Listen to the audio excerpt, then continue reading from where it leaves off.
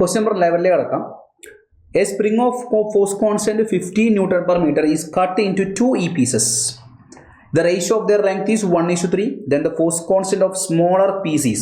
അതായത് നമ്മുടെ കൈമേൽ ഒരു സ്പ്രിംഗ് ഉണ്ട്. അതായത് ഓസിലേഷനുള്ള ചാപ്റ്ററിൽ നമ്മൾ പറയുന്നുണ്ട് ഒരു സ്പ്രിങ്ങിനെ നമ്മൾ n പീസാക്കാം അല്ലെങ്കിൽ പകുതി പീസാക്കാം 2 പീസുകളാക്കി മാറ്റുന്ന സമയത്ത് what happens to spring constant പറയുന്നുണ്ട്.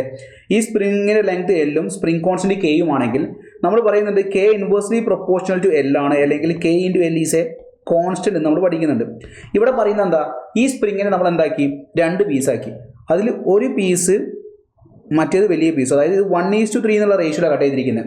ഇയാളുടെ ലെങ്ത് എൽ ആണെങ്കിൽ ഇവൻ്റെ ലെങ്ത് 3L എന്നുള്ള മീനിങ് ആണ്. അവരുടെ ഈ കെ എൽ ലെങ്ത് ഉള്ള ആളെ നമ്മൾ കട്ട് ചെയ്തിട്ട് എന്താക്കി 2 പീസാക്കി.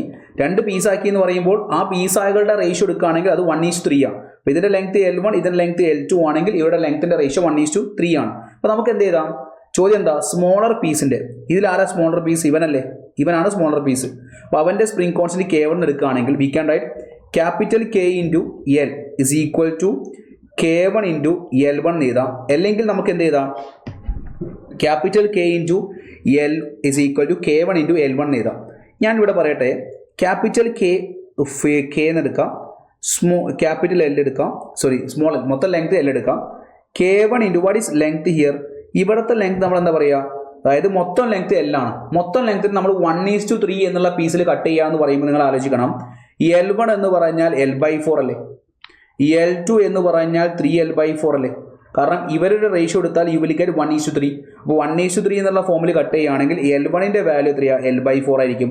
സോ ഇവിടെ L1 ഞാൻ L/4 കൊടുത്താൽ L ക്യാൻസൽ ആകുമ്പോൾ K1 വിൽ ബി 4K വരും. അതായത് ചെറിയ പീസിൻ്റെ K1 വാല്യൂ എന്ന് പറഞ്ഞാൽ 4 ടൈംസ് ഓഫ് K ആയിരിക്കും. So K1 is equal to 4 × 15. 4 × 15 എന്നുള്ള വരും. So what is the value of 4 × 15? 4 × 15 എന്ന് പറഞ്ഞാൽ we will get 60. So answer will be 60 എന്നുള്ള ആൻസറിൽ നമുക്ക് കണക്ട് ചെയ്യാം. Option 3 is the right answer. ഇനി നിങ്ങൾക്ക് ഈ വലിയ പീസിൻ്റെ K വാല്യൂ ആണ് കിട്ടുന്നത്, എന്ത് ചെയ്യണം, K into L is equal to K2 × L2 എന്ന് എടുക്കുക, 3L/4 എടുത്താൽ you will get the large പീസിൻ്റെ K വാല്യൂ.